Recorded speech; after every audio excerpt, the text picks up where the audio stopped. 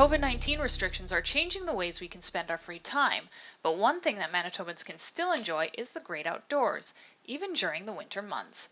Here now to talk about how we can experience the sights and sounds we have right here in our own backyard is owner and author of Hike Manitoba, Jaime Manness. Thank you so much for joining me.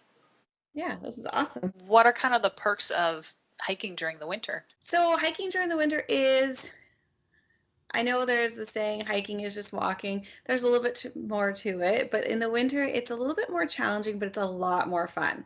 The trails aren't as obvious. You have to pay a little bit more attention to that, but it's magical to be outside the winter and to be doing it for fun. A lot of us hibernate and we think that hiking is just a fair weather sport, but it's beautiful. And in the woods in the winter, under a fresh blanket of snow, um, there's nothing like it. Do you have any personal favorite spots to go to during the winter? Yeah, so my favorite is Pine Point. It's a favorite, I'm sure, of most Manitobans who have hiked.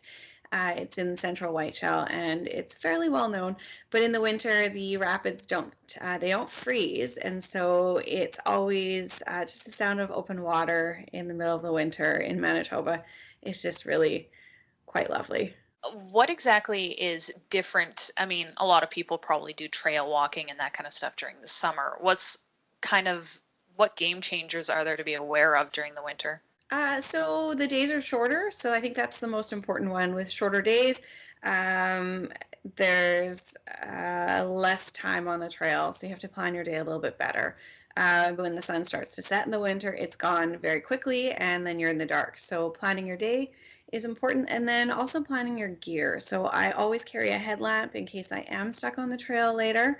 I dress in layers and then I carry extra gear with me. So that includes extra warm clothing, more food for myself and my dog if he's with me. He always is with me. And I also carry water. So in an insulated thermos, and not just for me, but for him as well, because I can't expect him to find open water in the winter. And so just being aware that there's a few more safety risks with footwear. A good hiking boot or a winter boot is really handy. It's a little bit slippery out there with the way that Manitoba winters kind of do the freeze thaw. And so safety is really the most important, I think, when you're doing winter hiking. One thing that I've heard before, I don't know if you can speak to this, but one of the things is don't rely on the flashlight on your cell phone. Is that something to be aware of? Yes. So cell phones, even on airplane mode in the winter, they freeze very quickly. The battery will deplete in under half an hour, and a cell phone battery or a cell phone flashlight, sorry, will die in about 10 to 15 minutes in the winter. And they're not that bright. They're bright when you're looking around your house for things, but when you're trying to navigate a trail, they just don't cut it. Do you have any hiking tips if somebody is like maybe this is going to be their first crack at trying like some new trails in the winter in Manitoba? Yeah, so for sure, think about your safety considerations.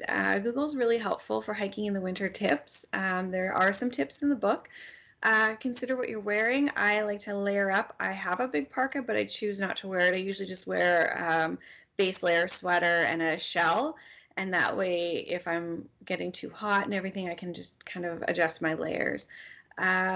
So safety gear, how you're dressing out there and making sure that you've got good waterproof footwear that's got like a good sturdy grip, that kind of stuff. And then being aware of